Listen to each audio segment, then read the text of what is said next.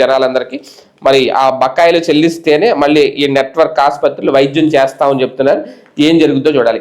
అలాగే రాజధానిని కేంద్రీకరిస్తే ఇతర ప్రాంతాల అభివృద్ధి నష్టం, ఒకే చోట వద్దు. సాక్షిలో ఇదైతే కీలక అంశం అని చెప్పాలి. ఎందుకంటే పాత పల్లవిని మళ్ళీ తెర మీద తీసుకొచ్చారా వైసీపీ, జగన్మోహన్ రెడ్డి అని చూడాలి ఇక్కడ. ఎందుకంటే ఏపీకి ఒకే పెద్ద రాజధాని నగరం ఏర్పాటు ఆచరణ యోగ్యం కాదు. ఒకే సూపర్ సిటీ కోసం అన్వేషణ అవసరం లేదు. సీఎంఓ సచివాలయానికి 15 నుంచి 20 ఎకరాలు, అసెంబ్లీకి 80 నుంచి 100 ఎకరాలు అవసరం. వ్యవసాయ భూములను తీసుకోవడం మంచిది కాదు. అన్ని కార్యాలయాలు ఒకే చోట వద్దు. విభజన చట్టం ప్రకారం హైదరాబాద్ 10 ఏళ్ల ఉమ్మడి రాజధానిగా ఉన్నందున హడావుడిగా ప్రభుత్వ కార్యాలయాలను తరలించడం కూడా మంచిది కాదు. ప్రభుత్వ కార్యాలయాలను తాత్కాలికంగా హడావుడిగా ఏర్పాట్లు చేయడం అనుచితం, వృధా. పంట భూముల్లో గ్రీన్ ఫీల్డ్ రాజధాని, ఏకైక మహానగరం నిర్మాణానికి మేము వ్యతిరేకం. ఇది వీళ్ళ ముందు నుంచి చెప్తున్నది. అదే మరోసారి క్లారిటీ ఇచ్చేశారు. అంటే ఒకే చోట వద్దు అంటున్నారు జగన్మోహన్ రెడ్డి గారు. వైసీపీ కథల్లో స్టాండ్ కూడా ఇదే. 3 రాజధానులు, 3 ప్రాంతాలు, అభివృద్ధి వికేంద్రీకరణ. ఇప్పుడు అభివృద్ధిని ఒకే చోట కేంద్రీకరించొద్దు అంటున్నారు. అంటే మళ్ళీ పాత మళ్ళీ అందుకున్నారా పాత పల్లవి అనేది. ఓకే, అంటే మేము మొదటి నుంచి ఒకే స్టాండ్ మీద ఉన్నామని చెప్పాలనుకుంటున్నారేమో. కాకపోతే అప్పట్లో రిటైర్డ్ ఐఏఎస్ శివరామకృష్ణన్ కమిటీ ఏం చెప్పింది అనేది కూడా గుర్తు చేశారు.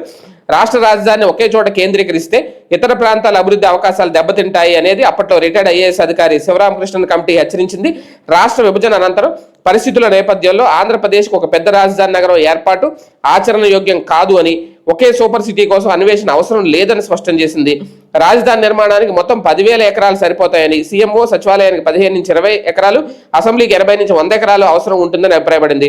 రాజధాని కోసం సారవంతమైన వ్యవసాయ భూములు తీసుకోవడం మంచిది కాదని సూచించింది. ఈ మేరకు విభజన అనంతరం ఆంధ్రప్రదేశ్ రాజధాని ఎంపిక కోసం సరైన ప్రాంతాన్ని సూచించేందుకు కేంద్ర ప్రభుత్వం నియమించిన శివరామకృష్ణన్ కమిటీ అమరావతి పేరుతో పంట భూముల్లో రాజధాని నిర్మాణాన్ని గట్టిగా వ్యతిరేకించింది. పాలన, అభివృద్ధి వికేంద్రీకరణ అవసరమని, అన్ని కార్యాలయాలను ఒకే చోట ఏర్పాటు సరి కాదని తెలిపింది.